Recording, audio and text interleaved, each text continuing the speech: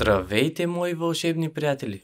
Много съм развълнуван, защото ще говорим за най-вълнуващото време от годината – Коледа! Виждате ли тази красива елха?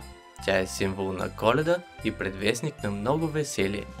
Всяка година на този празник очакваме един специален гост, а това е Дядо Коледа, който прави всички още по-щастливи и носи много радост в семействата ни. Той е добрият старец, който разнообразява празниците ни, напълвайки ги с много подаръци, усмивки и топлина. Нека разберем как той се подготвя за Коледа. Дядо Коледа живее на Северния полюс, или по-точно в Лапландия, където цяла година се подготвя за празника. Там той има работилница, в която неговите помощници, джуджетата, изработват играчки и подготвят подаръци за всички деца по света. Също така, те наблюдават децата през годината и изготвят списък с най-послушните, който се предава на добрият старец. Така дядо Коледа ще е готов за голямото пътуване.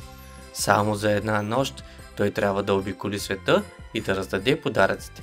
Но за тази цел той има други незаменими приятели, вълшебните елени, които могат да летят и да теглят тежката шейна с подаръци. Елените са много важни за създаването на атмосфера на чудеса и вълнение в сърцата на децата по света. Нека се запознаем по-отблизо с тези невероятни същества. Това са 9-те еленчета: Виксен, Денсър, Комета, Купидон, Донър, Дашър, Блицен, Пренсън, Рудолф. Най-известен е Рудолф, малко еленче от Северния полюс, чиято особеност бил големия му червен нос, заради който понасял само закачки, така че винаги предпочитал да стои отстрани.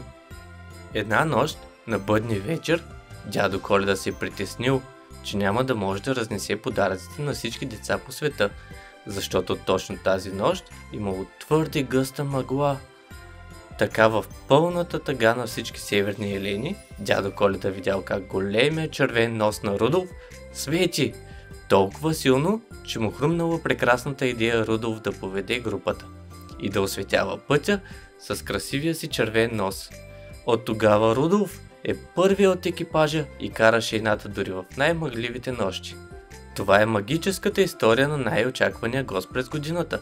Благодарение на нашите желания и мечти, на помощниците му и вълшебните еленчета, той успява да зарадва всички ни в най-светлия празник през годината.